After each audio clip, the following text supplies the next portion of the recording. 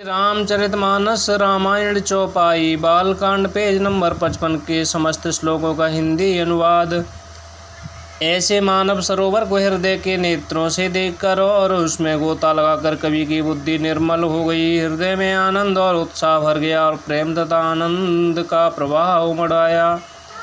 उससी वह सुंदर कविता रूपी नदी बह निकली जिसमें श्री राम जी का निर्मल यश रूपी जल भरा है। इस कविता रूपिणी नदी का नाम सरयू है, जो संपूर्ण सुंदर मंगलों की जड़ है। लोकमत और वेदमती इसके दो सुंदर किनारे हैं। ये सुंदर मानस सरोवर की कन्या सरयू नदी बड़ी पवित्र है और कलयुग के छोटे बड़े पाप रूपी तिनको और वृक्षों को जड़ से उखाड़ फेंकने वाली है। तीनों प्रकार के श्रोताओं का समाज ही इस नदी के दोनों किनारों पर बसे हुए पूर्वी गांव और नगर हैं, और संतों की सभा ही सब सुंदर मंगलों की जड़ अनुपम अयोध्या जी हैं। सुंदर कीर्ति रूपी स्वामिनी सरयू जी राम भक्ति रूपी गंगा जी में जा मिली। छोटे भाई लक्ष्मण सहित श्री राम जी के युद्ध का पवित्र यश रूपी स्वाबना महान नद सोन उसमें आ मिला।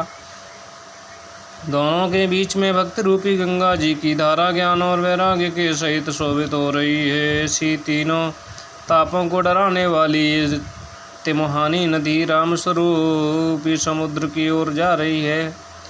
इस केती रूपी सरयू का मूल मानस श्री रामचरित है और ये राम भक्ति रूपी गंगा जी में मिली है, इसलिए ये सुनने वाले सज्जनों के मन को पवित्र कर देगी। इसके बीच में जो भिन्न भिन्न प्रकार की विचित्र कथाएं हैं, वे ही मानो नदी तट के आसपास के वन और बाग हैं। श्री पार्वती जी और शिव जी के विवाह के बराती इस नदी में बहुत प्रकार के असंख्य जलचर जीव हैं। श्री रघुनाथ जी के जन्म की आनंद बधाइयाँ ही इस नदी के भंवर और तरंगों की मनोहरता है। बोलो सियावर रामचंद्र भगवान की सदा जय हो।